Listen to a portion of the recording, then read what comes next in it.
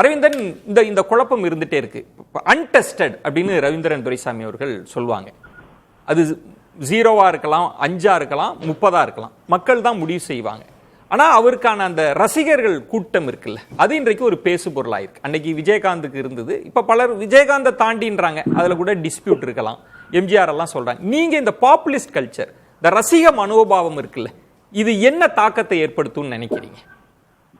நீங்க இந்த தலைப்பு இந்த பிம்ப வழிபாடு அப்படின்னு போட்டிருக்கீங்க, அது எந்த அளவுக்கு போகும்னு போட்டிருக்கீங்க. அந்த பிம்ப வழிபாடு அப்படின்றத நான் கல்ட் அப்படின்னு புரிஞ்சுக்கிறேன். விஜய் அப்படின்ற ஒரு கல்ட். விஜய்ல இந்த மாதிரியான ஒரு பாப்புலர் கல்ச்சர்ல ரொம்ப பாப்புலிஸ்டா வரக்கூடிய லீடர்ஸ் இருக்காங்க இல்லையா, எம்ஜிஆர் இருக்கலாம், இந்த மாதிரியான இவங்களை பத்தி நம்ம ஒட்டுமொத்தமா அந்த கல்ட் அப்படின்னு நம்ம எடுத்துக்கலாம். விஜய்க்கு ஒரு கல்ட் ஃபாலோவிங் இருக்கு. அவரை சுத்தி அவரை இது பண்ணி ஒரு விதமான ஒரு கல்ட் இது இருக்கு. நீங்க பிம்ப வழிபாடுன்னு சொல்றீங்க. இந்த கல்ட்ன்றது எவ்வளவு தூரம் வரைக்கும் போகும், அதனோட தாக்கம் என்ன? அவர் அன்டெஸ்டட்னு சொல்றது கரெக்ட் தான். ஆனா அன்டெஸ்டட்னு சொல்லிட்டு அவர் என்ன சொல்றாருன்னா நெகட்டிவா தான் சொல்றாரு. அதாவது கீழே இறங்கிடுவாரு அப்படின்றாரு. இஷ்யூவை பேசாட்ட நீ கீழே இறங்கிடுவா அப்படின்றாரு. அவர் சரத்குமார உதாரணம் கொடுக்குறாரு, அப்புறமா சிவாஜி கணேசன் உதாரணம் எடுக்கிறாரு, கமல்ஹாசன் உதாரணம் எடுக்கிறாரு.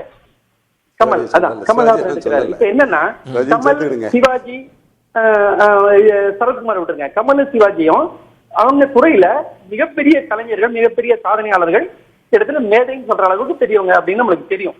அது இல்ல. ஆனா அவங்களுக்கு ரசிகர், அவங்களோட படம் கூடி இருக்கு, தொடர்ந்து அவங்க பல பல கிட்டத்தட்ட 50 வருஷமா அவங்க கோல் வச்சிருக்காங்க, எல்லாம் சரிதான். ஆனா நீங்க எம்ஜிஆரையும் சிவாஜியும் கம்பேர் பண்ணுங்க.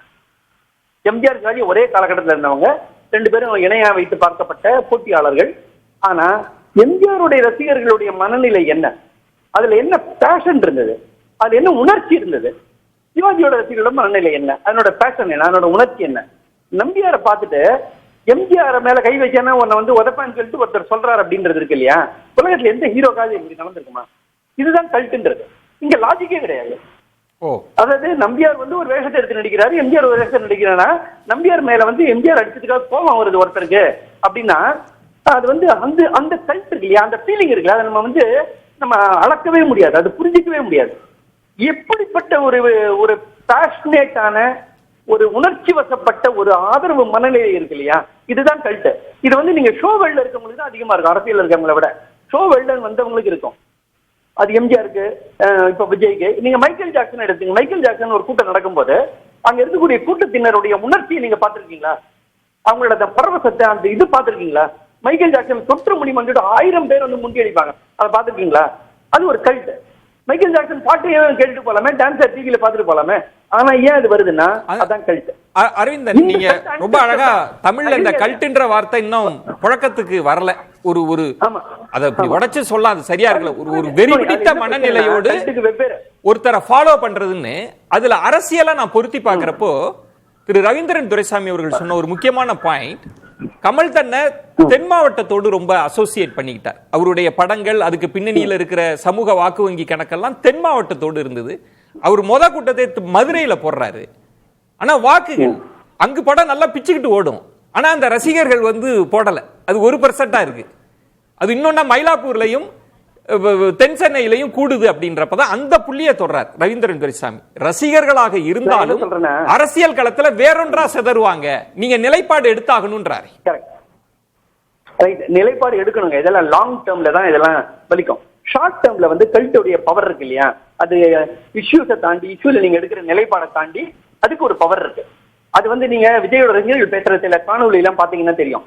அந்த அவங்க அழறாங்க, நெகிழுறாங்க, அப்படியே கிட்டத்தட்ட ஒரு பித்து மனநிலையில பேசுறாங்க. இது எந்த தர்க்கத்துக்கும் அப்பாற்பட்டது. இப்போ நீங்க கமல்ஹாசன் தர்க்கத்துக்கு உட்பட்டவர் தான்.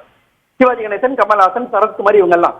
ஆனா எம்ஜிஆர், ரஜினி, விஜய் இவங்களுக்கு இருக்கக்கூடிய ஒரு ஃபாலோயிங் இருக்கு இல்லையா, அது அந்த தர்க்கத்துக்கு அப்பாற்பட்ட ஒரு உணர்ச்சி. அது அந்த உணர்ச்சி இவ்வளவு தூரம் ஒருத்தர் கொண்டு போகும்னு சொல்ல முடியாது. இப்ப நீங்க பாத்தீங்கன்னா எம்ஜிஆர் கடுமையா உழைச்சிருக்காரு, தெருவா போவாரு, மீட்டிங்ல பேசுவாரு, அவர் தொடர்ந்து இருந்தாரு. ஆனா ஒரு தேர்தல் முழுக்க அவர் இந்தியாலேயே இல்ல, அவர் ஜெயிக்கிறாரு. வெறும் அனுதாபம் மட்டும் இல்ல அதுக்கு காரணம். அதே மாதிரி ஜெயலலிதா எடுத்துங்க. ஜெயலலிதாவை பத்தி அவர் சொன்னார் இல்லையா, ஜெயலலிதா அந்த விஷயங்கள்லாம். ஜெயலலிதா தேர்தல் எதிர்கட்சியா இருக்கும்போது குறிப்பா தேர்தல் வரதுக்கு ஒரு 6 மாசத்துக்கு முன்னாடி தான் களப்பணியை ஆரம்பிப்பாங்க. ஆனா அதுவே அவங்களுக்கு போதுமானதா இருந்தா அவங்க வெற்றி பெற்றிருக்காங்க. அப்போ நீங்க ஆதரவனுடைய தன்மை இருக்கு இல்லையா, அது கருணாநிதிக்கு இருக்கக்கூடிய ஆதரவோட தன்மை வேற, ஜெயலலிதா இருக்கக்கூடிய ஆதரவோட தன்மை வேற, ஒவ்வொருத்தரும் உழைக்க வேண்டிய தன்மை வேற, அந்தந்த வசீகரத்துக்கான அந்த இது இருக்கு இல்லையா, அது வேற. இந்த இஷ்யூ முக்கியம் தான். ஆனா இந்த எம்ஜிஆருக்கு ரிஃப்ளெக்ட் பண்ணி ஜெயலலிதாவுக்கு ஆள் கிடையாது, விஜய்க்கு ஆள் உண்டுன்னு தான் சொன்னேன். இல்ல இது மட்டும் நான் சொல்லிடுறேன். இந்த கல்ட்டோட பவர் இருக்கு இல்லையா, அதை நீங்க ப்ரெடிக்ட் பண்ண முடியாது, அண்டர் எஸ்டிமேட் பண்ண முடியாது. அண்டர் எஸ்டிமேட் பண்ணா நம்ம வந்து அது நமக்கே வந்து ஒரு இதா முடியும்னு நினைக்கிறேன். நான் எதிர்மறையா முடியும். யாருக்கு எதிர்மறை உங்களுக்கா எனக்கு இல்ல மணிக்கான் இல்ல ரவீந்திர துரைசாமி. நம்ம வந்து ரிசல்ட் வரட்டும், நான் உங்களுடைய அனுபவத்திலிருந்து நம்ம எல்லாத்தையும் ஒதுக்கி வச்சுட்டு இதை டீகோட் பண்ணணும்ன்றப்ப இப்ப அரவிந்தர் சொல்ல, நீ உங்களுக்கு திரைப்படத்திலும் நடிகர்கள் சார்ந்து அதனோட வர்த்தகம் சார்ந்து நிறைய அனுபவம் இருக்கிறதுனால அதிலிருந்து நான் எக்ஸ்ட்ராக்ட் பண்ணணும்னு நினைக்கிறேன். இப்ப அரவிந்தன் சொல்றாருல, இது ஒரு வெறி பிடித்த ஒரு பித்து நிலையில் இருக்கிறாங்கல்ல அந்த கூட்டம், அதை நீங்க அண்டர் எஸ்டிமேட் பண்ண முடியாதுன்ற தன்மையை எப்படி பாக்குறீங்க? அந்த கூட்டம் முதல்ல நீங்க எலிஜிபிளா 214 கேண்டிடேட் போடணும். நீங்க உங்களுக்கு பிறந்த நாளே 35 பேர் தான் தமிழ்நாட்டுக்குள்ள இருந்தான். பொய் சொல்றீங்க, மோசடி பண்ணி 214ங்கிறது மோசடித்தனமான இது. எந்த ஊடகமும் அவங்கள்ட்ட கிளைம் வைக்கல, ஆதாரம் குடியாணி கேட்கல, எல்லாம் அப்படி கேரி பண்ணிட்டு போறீங்க.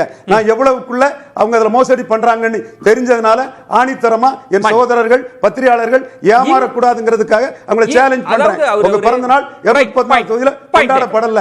ஓகே, அதுல அவர் சொல்றது அரவிந்தன், அதுல அவர் இன்எலிஜிபிள் அப்படின்றார். நீங்க என்ன ரசிகர் கூட்டம் இருந்தாலும் அரசியல் களத்துல அவர் வந்து இன்னும் தன்னை தகுதிப்படுத்திக்கல, இன்எலிஜிபிள்னு சொல்றதை எப்படி எடுத்துக்கிறீங்க?